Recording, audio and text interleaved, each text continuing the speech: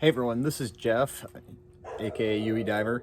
So I've been getting a lot of requests actually on when it comes to my system setup. Exactly when do you do it? How do you do it? All these things. So I thought, usually I post a video of like the finished product of when everything's working, and but take you kind of I guess behind the I don't want to say behind the scenes, but it is Friday. Gosh, April 9th. It's 10:30 p.m. So usually with work, I really don't have a lot of time during the week to mess around with my system. So weekends are kind of my go-to time when it comes to anything railroad. So like during the week I'll get ideas, and then usually when the weekend comes, like I'll see whether it can work or not. Now everything I have set up in my backyard with the railroad gate and the traffic light and everything, there's no schematics. It's just what I think would be cool, or in the real world. Sometimes it works, sometimes it doesn't. So like right now, I'm working on, and like it's nighttime, so I have to have like studio lighting out here, and I've got lights here, I've got another light back up there, and I got a light around the corner up there to kind of navigate so I can see what I'm doing. But like right now I'm working on my railroad cabinet. So I know a lot of people have asked before, well, what controls your gate? How do you make it work? Well, there's two components really. For the traffic light portion, there's the traffic light cabinet, and then for the railroad portion, there's the railroad cabinet. And this is a homemade built cabinet. I spent all winter kind of rebuilding it and fitting it to what I wanted to do this spring and summer, which was have a dual gate setup, which I have now, but I know it's kind of hard to see.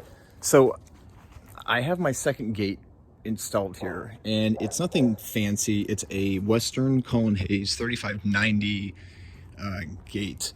And so I have it on a small mast bell on top, and then I've got a separate light system, SafeTran 8-inch lights. And as of right now, I don't know if I may change it. I'm not quite sure yet. I've got a pedestrian sign here and one over there. And I'm thinking about maybe adding a traffic light, because if you've seen any other videos I do, I love the traffic light component to it. I love the preemption, I love the timing. And so I'm trying to configure it as if it was some sort of a real intersection. The problem I'm having is, so my other main gate, which you've seen in all my other videos, which is right here, it's a SafeTran S gate. And I know the wiring on it pretty good.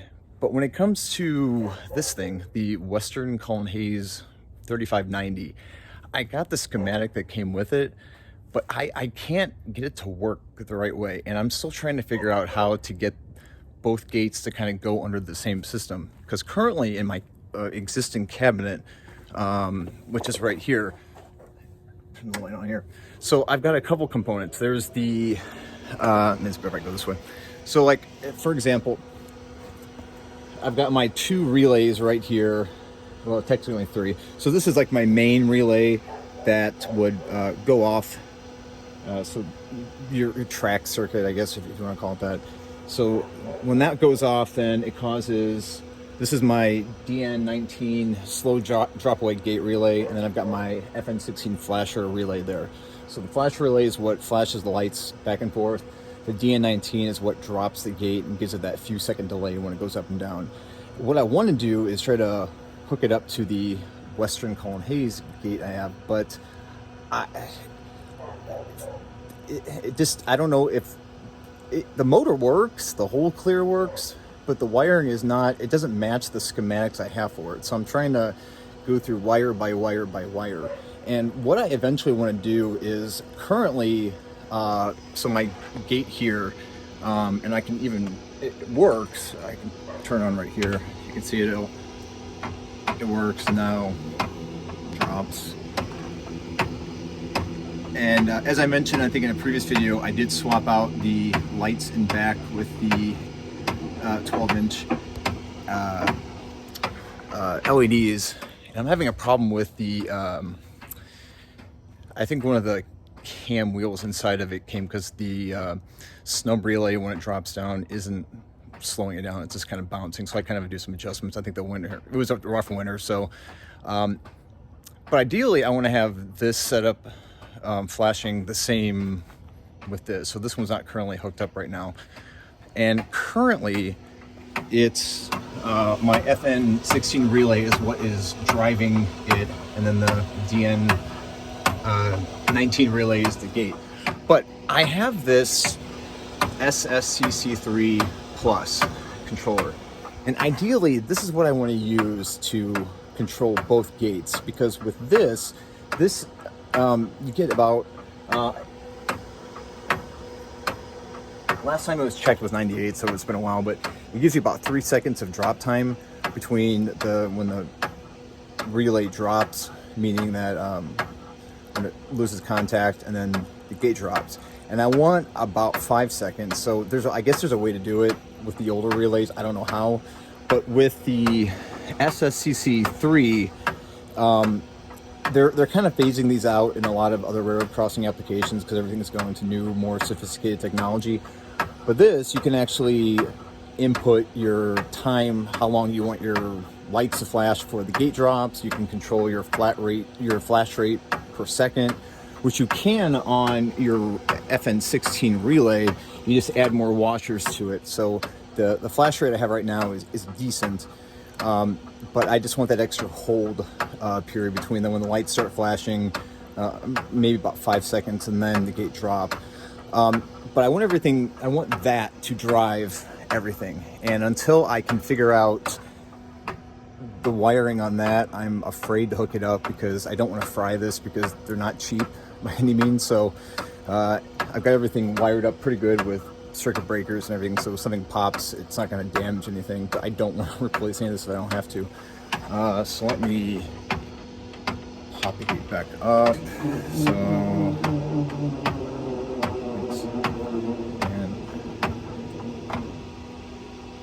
So the timing on that's good, but it's just it's a bit of more of a nightmare than I thought it would be. And I was really down when, again, the schematics I have for that gate mechanism, the Western Cullen Hayes 3590, just does not match what the wiring is inside of that. So yeah, it's a bit of a frustration thing. And then the other big thing is, again, if you've seen any of my stuff, it's, again, I love the traffic light preemption. It's since I was a kid, I've been fascinated with it.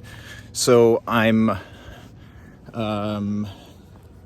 wiring up my traffic light here, and as I probably I think I said in one of my earlier videos, I have video detection, and my goal is to get it. I'm not sure exactly how I'm going to trigger it. Maybe like a left turn lane or some sort of detection movement, because in my traffic cabinet, it powers off because I'm doing all the rewiring for it right now. But I've got my monitor for the camera, and I've got my Iteris Smart Cycle and the Vantage Edge processors to run the pretty much the detection for it. So hopefully it's like I said, it's just, I have to take it in bits and pieces. So I'm hoping maybe by tomorrow I can at least get the traffic light working in conjunction and get a some sort of preemption. But I can't do anything simple. It's got to be not just a flashing light. It's got to have flashing lights, rotating beacons, and everything. So I'm hoping this summer, when this is like a never-ending project. It's always going to be ongoing.